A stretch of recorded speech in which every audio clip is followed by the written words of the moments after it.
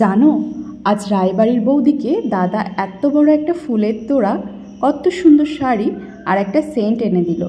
আমার সামনেই জড়িয়ে ধরে তাকে আদর করে বলল, হ্যাপি বার্থডে সোনামণি, আই লাভ ইউ।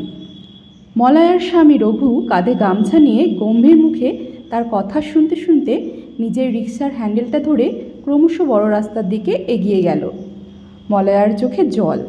কেমন মানুষ! নিজে তো কোনোদিনও একটু ভালোবাসা দেখালো না, উপরন্তু লোকের কথা বললেও সাড়া করে না। রোজকার কাজের দিন চলতে থাকে যেমন তেমন। হঠাৎ একদিন রায়বাড়ির বৌদির খুব পেটে ব্যথা হলো।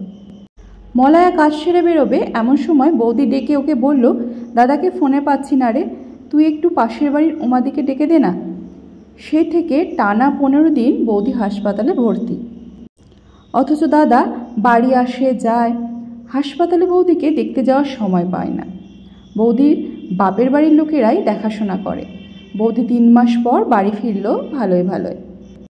কিন্তু মলয়ার হলো ধুম জ্বর, এত জোরে তাকেও হসপিটালে ভর্তি করতে হলো। অবাক হয়ে মলয়া দেখল রঘু তার রিকশার তালা ঝুলিয়ে 4টে দিন এক নাগাড়ে তার জন্য হাসপাতালের বাইরে বসে রইল। ওষুধপত্র সব কিছু জোগাড় করে। দিনের শেষে একবার হাসপাতালের বেডের পাশে এসে মাথায় হাত বুলিয়ে দেয়। মলয়া ভাবে, এটাই কি সত্যিকারের প্রেম?